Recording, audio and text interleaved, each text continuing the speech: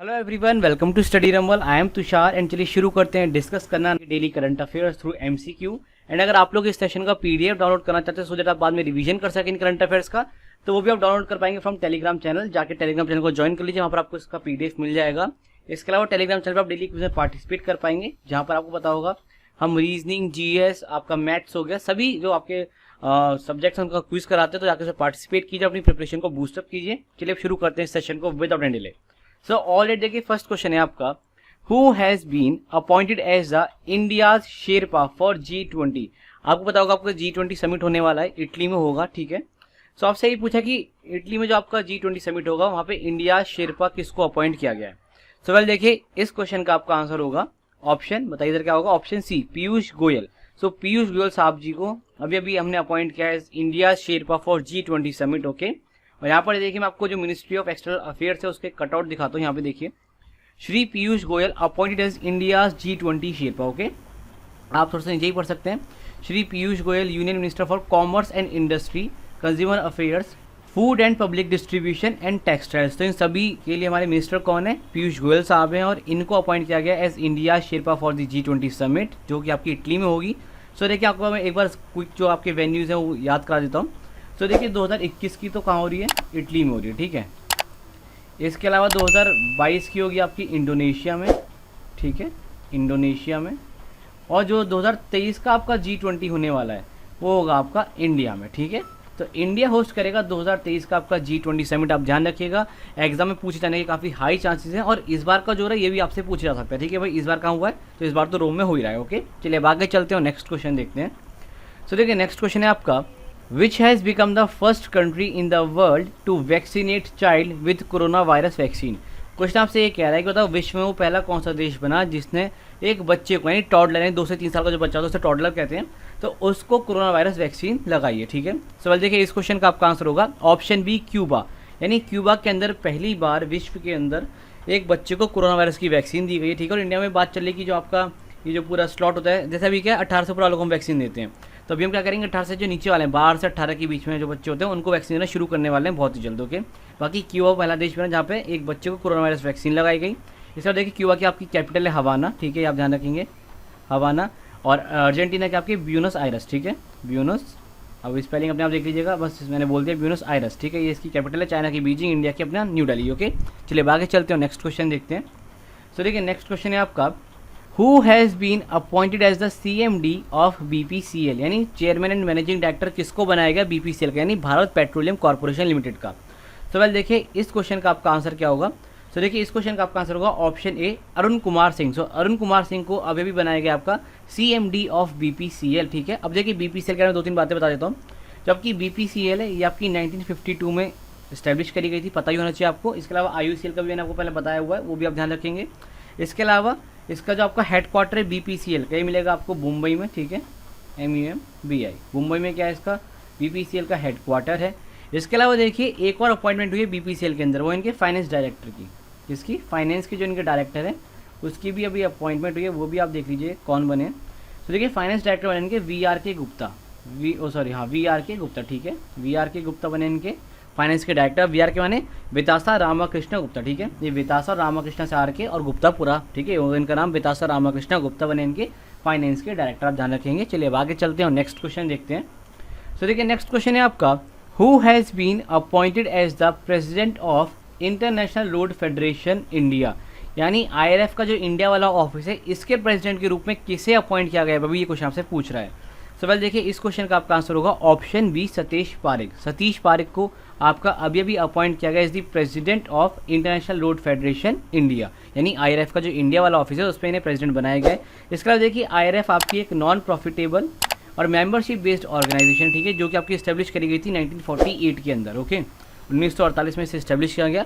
और IRF का आपका हेडक्वार्टर मिलेगा आपको वॉशिंगटन DC अमेरिका के अंदर, ओके, वॉशिंगटन DC, ओके, ये अमेरिका के अंदर जो वॉशिंगटन DC कैपिटल अमेरिका का, यहाँ पर आपको मिलेगा IRF का हेडक्वार्टर, ओके। क्या आप मुझे बता सकते हैं कि वॉशिंगटन DC के अंदर और किस किस ऑर्गेनाइजेशन का हेडक्वार्टर है? लिखिएगा इस आंसर को कमेंट सेक्शन के अंदर, ओके। चाहे आप गूगल करके लिखें या खुद को आपको पता तो वो लिखें, क्योंकि देखिए आप गूगल करके भी लिखेंगे ना तो अभी आपकी नॉलेज एनहेंस ही होने वाली, ठीक है। चलिए आगे चलते हैं और नेक्स्ट क्वेश्चन देखते हैं। तो देखिए नेक्स्ट क्वेश्चन है आपका, which Indian biologist has won the baler turtle conservation award, यानी इनमें से किस इंडियन बायोलॉजिस्ट को आपका बेलर टर्टल कंजर्वेशन अवार्ड दिया गया, ठीक है। सो देखिए ये हैं आपके doctor Shailendra Singh. So doctor Shailendra Singh को आपका बेलर टर्टल कंजर्वेशन अवार्ड दिया गया इस बार का, ठीक है, आप ध्यान रखिएगा। चलिए अब आगे चलते हैं और नेक्स्ट क्वेश्चन देखते हैं। सो देखिए नेक्स्ट क्वेश्चन है आपका, who has been appointed as the new managing director of the export import bank of India, यानी जिसे हम एक्सिम बैंक बोलते हैं शॉर्ट में, export import bank of India, इसके नए मैनेजिंग डायरेक्टर कौन बने, क्वेश्चन आपसे पूछ रहा है। सवाल देखिए इस क्वेश्चन का आपका आंसर होगा ऑप्शन डी, HB बंगारी, यानी हर्षा बंगारी को आपका अपॉइंट किया गया है बेबी मैनेजिंग डायरेक्टर यानी MD of export import bank, okay. इसके बाद देखिए आपका ये जो एक्सिम बैंक है इसे फाउंड कब किया गया था, इसे फाउंड किया गया था आपका 1982 के अंदर, ओके, 1 जनवरी 1982 के अंदर से फाउंड किया गया था।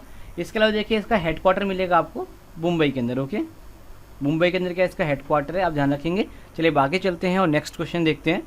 सो देखिए नेक्स्ट क्वेश्चन है आपका, where India's first functional smoke tower has been inaugurated, यानी भारत का पहला फंक्शनल स्मोक टावर कहाँ पे इनॉग्रेट किया गया, क्वेश्चन आपसे पूछ रहा है।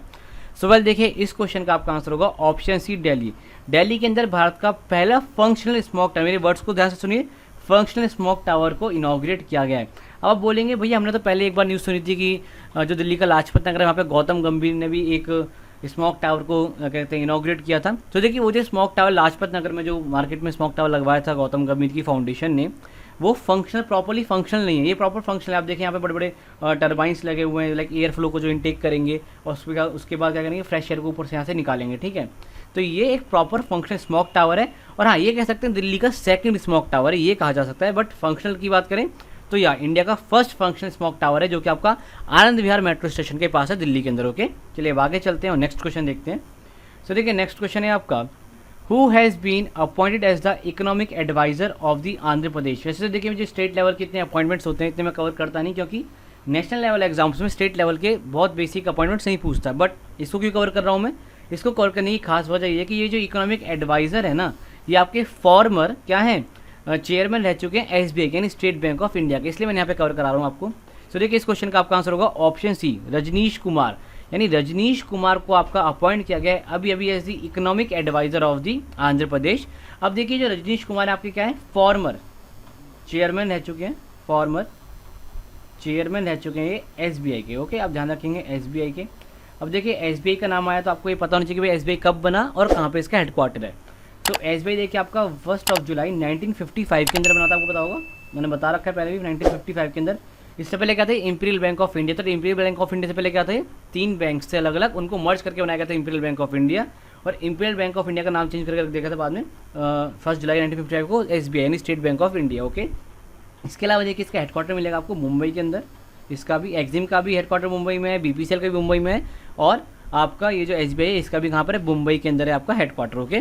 सारे हेडक्वार्टर्स आज हमने जो भी पढ़े सारे के सारे मुंबई के अंदर है। तो आपको अब देखिए आप नोट से बनाएंगे कैसे करेंगे, मुंबई लिखेंगे, वो साइड में हेडक्वार्टर का आप बना लेंगे कॉलम, लिख देंगे वहाँ पे BPCL का यहाँ पर है, SBI का यहाँ पर है, एक्सिम बैंक का यहाँ पे, और आपका मन करे तो आप 2-4 बैंक और ढूंढ लीजिए जिनका हेडक्वार्टर आपको कहाँ मिलेगा, मुंबई के अंदर ही मिलेगा, ओके। तो इससे क्या होता है, एक क्लस्टर बन जाता है आपका एक ही लोकेशन के अंदर क्या क्या है, और इससे आपको लॉन्ग टर्म में ध्यान भी रहता है, ओके। चलिए आगे चलते हैं और नेक्स्ट क्वेश्चन देख लेते हैं। तो देखिए नेक्स्ट क्वेश्चन है आपका, which country is hosting the bright star military exercise. देखिए ब्राइट स्टार मिलिट्री एक्सरसाइज में आपको बता दूं 21 कंट्रीज़ पार्टिसिपेट कर रही हैं, ठीक है, 21 कंट्रीज़ पार्टिसिपेट कर रही हैं, और ये अब आपको बताने के भाई कौन सा देश इसको होस्ट कर रहा है। सवाल देखिए इस क्वेश्चन का आपका आंसर होगा ऑप्शन बी, इजिप्ट, यानी इजिप्ट आपका होस्ट कर रहा है ब्राइट स्टार नाम की मिलिट्री एक्सरसाइज को। 21 कंट्रीज़ में पार्टिसिपेट करें, आप ध्यान रखिएगा। अच्छा इसके बाद देखिए G20 में आपको एक बात बताना भूल गया, G20 में काफ़ी बार बच्चे क्या सोचते हैं कि ये 20 कंट्रीज़ का ग्रुप है, नहीं, इसमें आपके 19 कंट्रीज़ हैं, ठीक है। आप बोलेंगे भैया एक कौन है फिर, तो 19 कंट्रीज़ प्लस एक आपका है यूरोपियन यूनियन, ठीक है, यूरोपियन यूनियन पूरा एक अलग से आता है, ठीक है। तो इस तरीके से बनता है G20, ओके। चलिए अब आगे चलते हैं और नेक्स्ट क्वेश्चन देखते हैं। सो देखिए नेक्स्ट क्वेश्चन है आपका, who has become the fastest Indian bowler to take 100 wickets in test cricket, यानी टेस्ट मैचेस जो होते हैं आपके इंटरनेशनल लेवल पे, इसमें 100 विकेट लेने वाले फास्टेस्ट इंडियन बॉलर कौन से बने, क्वेश्चन आपसे पूछ रहा है। सो वेल देखिए इस क्वेश्चन का आपका आंसर होगा ऑप्शन डी, जसप्रीत बुमराह, यानी जसप्रीत बुमराह बने आपके फास्टेस्ट इंडियन जिन्होंने 100 विकेट्स लिए टेस्ट मैच के अंदर, ओके। और देखिए इन्होंने 24th मैच में ये करके दिखाया, मतलब इनका 24वां मैच था उसमें उन्होंने 100 विकेट ले लिए, और जिन्होंने 100 विकेट लिए वो किसका लिया, वो लिया इन्होंने जॉनी बेयरस्टो का, ठीक है, जॉनी बेयरस्टो का इन्होंने क्या लिया, विकेट लिया है। और देखिए अभी मेरे को एक और फैक्ट याद है G20 से, वो भी आप लिख लीजिएगा। अब देखिए फैक्ट याद आता है, मैं आपको तुरंत बताता चलता हूँ। G20 आपका स्टैब्लिश कब किया गया था? ये आपका स्टैब्लिश करा गया था 1999 के अंदर, ठीक है। 1999 के अंदर आप देखिए आपका क्या आ रहा है, ऑपरेशन एंड BD यानी एग्जीक्यूटिव वाला जो पेपर होगा DFCCL को वो आएगा। तो वहाँ पे देखिए IRCTC का वो बता दीजिए, IRCTC भी आपकी IRCTC ये भी आपकी स्टैब्लिश करी गई थी 1999 के अंदर। और देखिए बहुत सारी चीज़ें जो 1999 के अंदर स्टैब्लिश करी गई थी, आप एक बार देख लीजिएगा। इसका देखिए मेरे से मुझे याद आ रहा है गलती हुई है, जो अब मैंने आपको वो पढ़ाया ना सब्सिडीज ऑफ इंडियन रेलवे, जो मैंने स्पेशली डेडिकेट लेक्चर था DFCCL का, मैंने वहाँ पे गलती से IRCTC 2001 लिख दिया है। वो एक कह सकते हैं टाइपिंग एरर था, वो आप ध्यान रखिएगा। 1999 के अंदर IRCTC स्टैब्लिश करी गई थी। वैसे मैंने एक कमेंट पिन भी कर दिया वहाँ पे, सो दैट बच्चे आराम से देख पाएँ उस कमेंट को ऊपर ही। ओके, चलिए अब आगे चलते हैं और देखते हैं लास्ट सेशन का क्वेश्चन फॉर यू क्या था आप लोगों के लिए। तो देखिए लास्ट सेशन में मैंने आपको क्वेश्चन फॉर यू दिया था, which of the following introduce the measure of provincial autonomy, यानी इनमें से किस एक्ट के द्वारा, ब्रिटिश एक्ट के द्वारा जो प्रोविंशियल ऑटोनॉमी का प्रावधान था इसको लागू किया जाने वाला था, ठीक है। सो वेल देखिए इस क्वेश्चन का आपका आंसर होगा option D, government of India act 1935, यानी गवर्नमेंट ऑफ इंडिया एक्ट 1935 के थ्रू हमने प्रोविंशियल ऑटोनॉमी को इंट्रोड्यूस करने की बात करी थी। इसका देखिए आपका मॉडल मिंटो रिफॉर्म्स है, ठीक है। ये जो मॉडल मिंटो रिफॉर्म्स था इसमें आपको क्या था, कम्युनल इलेक्टोरेट को इंट्रोड्यूस किया गया था, और इसी के लिए लॉर्ड मॉडले को हम कहते हैं फादर ऑफ कम्युनल इलेक्टोरेट्स, ठीक है। कम्युनल, एक सेकेंड, कम्युनल इलेक्टोरेट को इंट्रोड्यूस किया गया था, इलेक्टोरेट को इंट्रोड्यूस किया गया था। इसके अलावा ये जो आपका मॉन्टेगू कैम्पसफोर्ड रिफॉर्म है, ये आपका इसमें क्या किया गया था, एक तो कम्युनल इलेक्टोरेट को पावर बढ़ा दिया था और डायरकी को इंट्रोड्यूस किया गया था, ठीक है। यानी द्वै शासन की जो नीति थी उसको यहाँ पे इंट्रोड्यूस कर दिया गया था, ठीक है। इसके अलावा देखिए इसी को हम कहते हैं गवर्नमेंट ऑफ इंडिया एक्ट 1919, ठीक है। जैसे आपका गवर्नमेंट ऑफ इंडिया एक्ट 1935 है, इसी तरीके से हम कहते हैं मॉन्टेगू कैम्पसफोर्ड रिफॉर्म्स को गवर्नमेंट ऑफ इंडिया एक्ट 1919, इसी तरीके से मॉडल मिंटो रिफॉर्म्स को कहेंगे government of India act 1909। Okay, आप ध्यान रखेंगे। चलिए आगे चलते हैं, देखते हैं आज का क्वेश्चन फॉर यू क्या आप लोगों के लिए। तो देखिए आज का क्वेश्चन फॉर यू आप लोगों के लिए, puanchei is a traditional dress of which state, क्या ये puanchei is a traditional dress of which state. हो सकता है देखिए मैं प्रोनाउंसिएशन सही ना कर रहा हूँ, क्योंकि देखिए एक अलग ही स्टेट का पूरा नाम है और जो भी है मतलब वर्ड है। बाकी जो मेरे को समझ आ रहा है पुआंचेरी लिखा है, बाकी कोई बच्चा इस स्टेट से जिसका ये ड्रेस है वो मेरे को बता देगा करेक्ट प्रोनाउंसिएशन क्या है। तो बाकी आपको इस क्वेश्चन का आंसर करना है। क्वेश्चन अगेन CDS में आया हुआ क्वेश्चन है आपका, पुआंचेल भाई किस स्टेट का आपका ट्रेडिशनल से आपसे पूछ रहा है क्वेश्चन। यहाँ पर ये रहे आपके ऑप्शंस। ओके, चलिए मिलते हैं अगले सेशन में, तब तक आप इस तरह से नोट्स बनाते रहिए, तैयारी करते रहिए। हाँ, आज आपका DFCCL का जो पूरा एक डेडिकेट लेक्चर था वो आ चुका है, उसे जाकर आप देख सकते हैं अगर आप DFCCL की तैयारी करें। ओके, चलिए मिलते हैं अगले सेशन में। टेक केयर, ध्यान रखिएगा अपना, कीप प्रिपरेटिंग फॉर योर एग्जाम।